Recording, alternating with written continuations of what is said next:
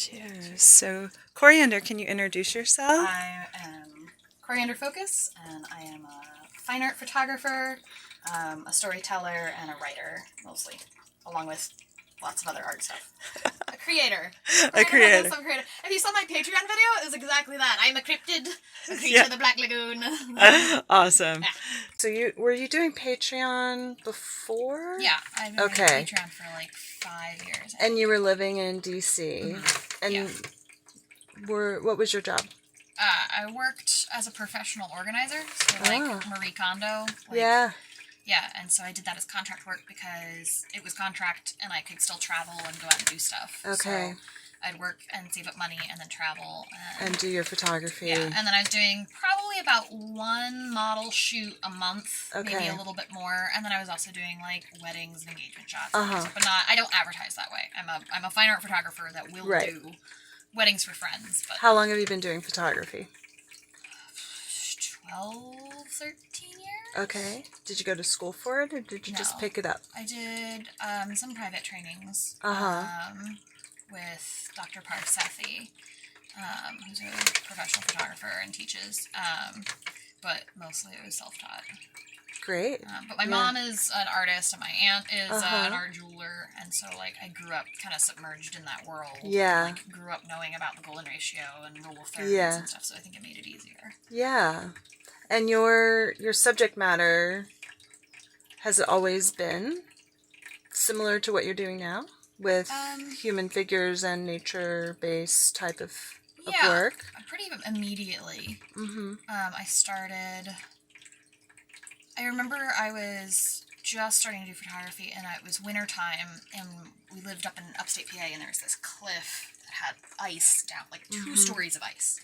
I was like, that's really cool. I'm like, I want to get a picture of it. And my mom's like, well, the problem is if you get a photo, like, there's nothing to give perspective of the size. Right. And so I was like, okay, well, like, I guess you'd put someone against it to give an idea of what the size was. And I was like, well, I don't want just, like, a person in a parka standing, like, there has to be some way. So I was like, okay, I'm like, well, if I put them in, like, a wedding dress, so that they look kind of like an icicle, so it all kind of flows together, then it, like, would look really neat and show the size. And so it started with that. I got a wedding dress from a thrift store for $10 that winter, and went out and was doing shooting. I was like, oh, like, this is exactly what I want to be doing. And that's amazing. I've done lots of other stuff too. Yeah. But that's like something that's sort of followed through all of it, is this like using nature and models and costuming and props and everything to, rather than like 2 separate things, to like how can you pull them together, right? It accentuates the nature and it accentuates the model. Yeah. Using both sides. Yeah, it's really incredible what you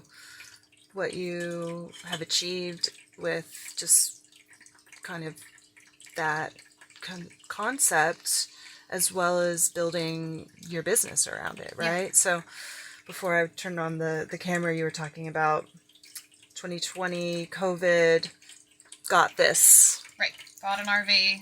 And Gertie renovated and went on a road trip. Right. And did a lot less model photography because it was COVID and I couldn't. And so kind of got back into, when I first started, I did a lot of just photographing whatever was around me to practice. And I felt like I went back to that a lot. Yeah. Of like just going on walks and doing, city walks and being out in nature and just like taking pictures of like whatever caught my attention. And I started calling it ugly photography as a way to, like, because my brain's like, if it's not like something you print and hang and do the stuff with, and like, why bother? And so then I was like, it's ugly photography. I'm just going to go out and do my half of the job, which is to take fucking pictures. Yeah. And not worry about if it looks good or not. And just like to take that pressure off, I just was like, it's all ugly. Don't worry about it. Yeah. And now out of that, there's all kinds of stuff that I really liked. Yeah. It helped kind of like unblock that again. Yeah, that's great. Yeah. And growing up kind of off grid, probably, you think, and around your family that's artistic, you just have a sense of seeing things that maybe other people don't see in a way, right? I think that everything's kind of beauty and magic, and something I shoot on a 50mm portrait lens, which is like a really tight, narrow focus. Yeah, I was going to ask you about your camera. Yeah, and part of why I was really I do that is because I feel like it like helps like bring the world feeling closer. Yeah, and I really like that feeling, and so even if I'm doing street photography, there's still this sense of like a vignette of this Yeah. place, or like this like kind of close feeling, which I really Yeah. like. Yeah. Nice. So, so you've been on a road trip since middle of COVID, 2020. And have you done a residency before? Not specifically an artist residency. Okay. I've done a few gallery shows and exhibits, and I had a big gallery exhibit where I got a whole room, which That's cool. that I did kind of installation-y. I did my photography, but I also put in like this great big paper tree, and then I had some of the props that I'd used for people to interact with, and like it was fun to get to use like that whole space. Yeah. But yeah, residency, you know, again, COVID, a lot of places weren't kind of doing it when my life opened up in a way that I could. Right. But... Hi, baby. So I can't remember when you contacted me, but November. Yeah. Early Okay. November. Yeah. So, how long have you been staying in most places where you've been on the road? The first big chunk of time, the first year, July to July, it was no more than a month in a place. Like, I stayed for, I think, a month up at the Olympic National Forest. I was a month in Arizona. And then it started to slow down a little bit more because, well, part of it was the gas prices skyrocketed. So when I was thinking about, like, all right, I'm going to go back out to the West Coast, gas on the West Coast was like $5 a gallon. And I was like, I'm not doing that. Yeah. And so I was like, okay, you know, I need to just kind of slow down. I got the motorcycle. So, like, parking and staying somewhere became a lot more of an option. Yeah. Because I could still, like, go out and do stuff. Right. I wasn't kind of limited to where I was parked. Yeah, and that's that great. helped a lot. I think I would have stayed places longer if I had that option before. Yeah. So you, over the last almost 2 years, have, did you say tripled your Patreon? Yeah, my Patreon's, I think, about triple what it was when I started. And I'm up to, I think, 80 people on it. Nice. And about $500 a project. Okay. Which I charge for between 2 and 3 projects a month. So it makes enough that as long as I'm kind of careful and budget, I can kind of move from one space to the next, and it's still growing. Yeah. A little slower now, but it's still kind of doing its thing. Yeah, that's great. Well, I think it's a really interesting kind of model of how to live and work within your passion, right? I mean, like, a life goal of mine had always been to, like, live off of my art. Yeah. And it was pretty wild to have that happen so quickly. Yeah. And, like, it taught me a lot about, like, how much do I actually need? Yeah. You know, you think you need a lot of money, and it's like, it helps. Yeah, yeah. But, like, you know, if you live simply, there are ways to make it work for a lot less and make that dream a lot more achievable, which was exciting. Exactly. So, at some point, you were trying to kind of come to middle Tennessee, or this area, and then maybe go East Coast. So, that's kind of why you found me. Were you looking at other residencies to see if you could park your Gertie there too? Or? The other one that I was really looking into is the Cheekwood residency. Oh, yeah, okay. Which I'm probably going to apply for again because they have a free application process. Nice. And I'm like, well, you know, I'll keep giving that a shot. Yeah. But those are, and I think there's one in Knoxville, I think also has one that I took a look at. But cool. Wasn't quite what I wanted. Cool. And remind me what your kitty's name is. Chandi. Which theoretically means silver in Hindi, which I know I'm pronouncing it wrong, but it's her name. So. She's sweet. And you have all of your nature inside and outside, and you travel with them. Yeah. And your books and that type of thing. So, gosh, you decided to stay, it's been 6 weeks? Yes. Okay. 6 weeks, but you've been gone on weekends, most of the weekends. Yeah, I've been up. I've had a lot of weird stuff happening on weekends. Yeah. I had the album release party for a place that I photographed one weekend, and I did a poetry and death workshop one weekend, and I did some volunteer work one weekend, and tulips. And the Tulip Festival. CPR and the Van Gogh exhibit. Van Gogh, right? And you've like accomplished so many interesting things. Yeah. In those like pockets of time, right? Like the outside work, kind of professional connection, and then while you've been here, how has that been? Great. I mean, it's been. I wanted to work on art stuff, but there was a lot. Like, I photographed so much in the last year that I had just a lot of photos and a lot of backlog and a lot of, like, kind of like the not fun part of art to do. I had a lot of like art business stuff to do, and getting to have just like a focused space to sit down and just like put out the spreadsheets and look up like what are the next residencies and shows I want to enter, and like what are the systems I need to build to like kind of keep doing what I'm doing.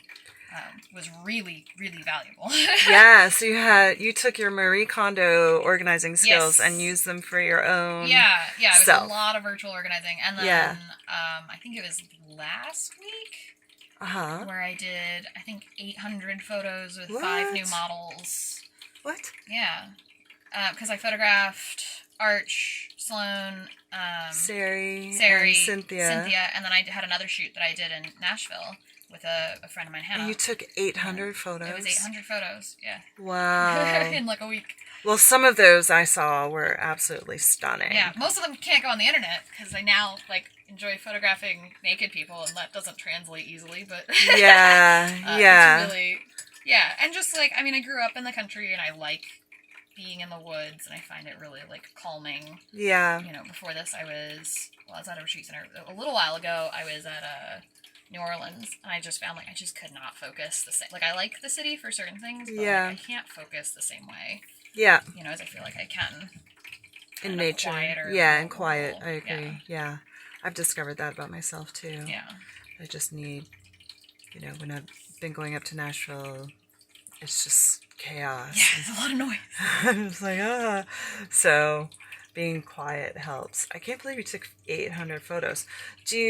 Can you put them on your own website? Oh, yeah. It's all on my Patreon. But you're talking about like social media. Yeah. My Patreon got all 5 shoots. I don't know how many photos they got specifically because I don't post all 800. But they got everything. And then I think I could only post like 5 to social media. Yeah.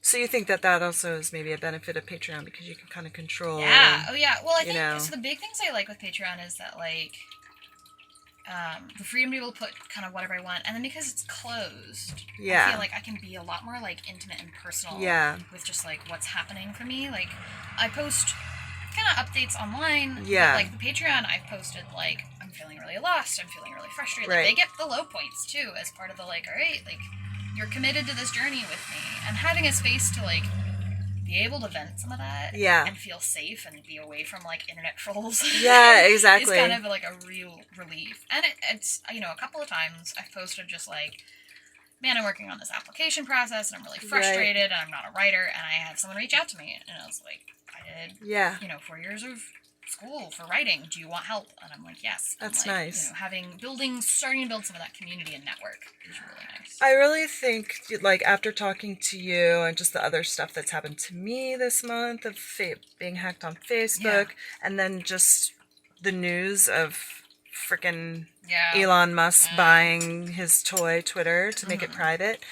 I've always been, since grad school at least, like, interested, and that's a long time ago, in digital storytelling and narrative, and I was very kind of reticent about the internet when it first started. Was this just kind of like weird trolly place, right? But it's also so much connection. But it's so community, right? It's so much of both. Exactly. So like I think that what you're doing is the unique, positive part of community, and the internet's changed so much over the last 2 decades.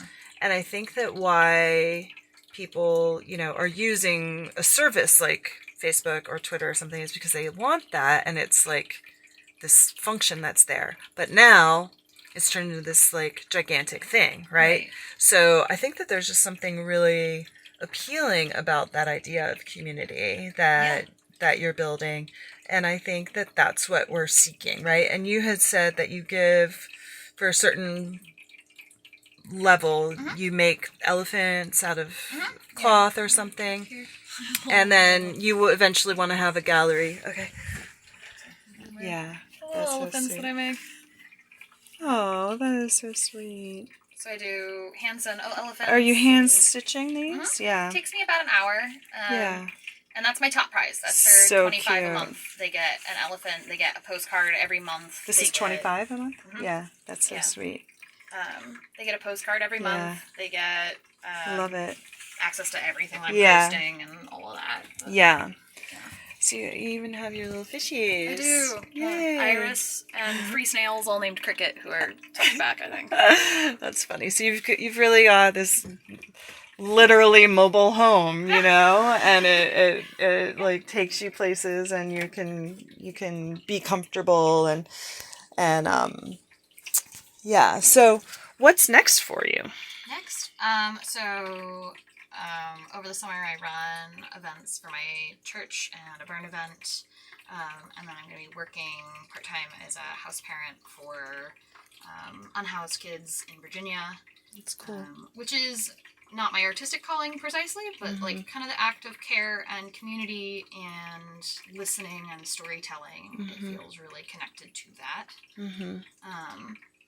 And then, like, art-wise, what I'm focusing on is getting this children's book done, and then starting to work on the publishing packets That's for that. really amazing. The Terra deck, which I started a lot of the work on here, getting that done and starting to get published. Great. And then I'm doing an interview series called the Modern American Pagan, where I'm interviewing people and photographing them and talking about kind of paganism in America Nice. over the course of Yeah. time. Yeah, that's great. So you have all of these like facets of your professional life as an artist, where you're working in all these different The things. rule is only 3 things at a time. Yeah. I'm only allowed to have 3. So Good. that I'm not trying to juggle too many. Too much. But all of it is sort of connected into that idea of like community and relating to people we don't know. Yeah. And like connecting and that like bringing that sense to people. Yeah. Because it feels really important for everything. It is. I think you have an exciting future ahead Me of you. too. It hasn't been dull, that's for sure. Well, I hope we can stay in touch. Yes, absolutely. And maybe if you swing back this way, I'm planning to come back probably this direction good time. by late fall next year. Yeah. This year. So Awesome. I'll be around. So, in closing, what do you think was the best part about being here? Best part about being here?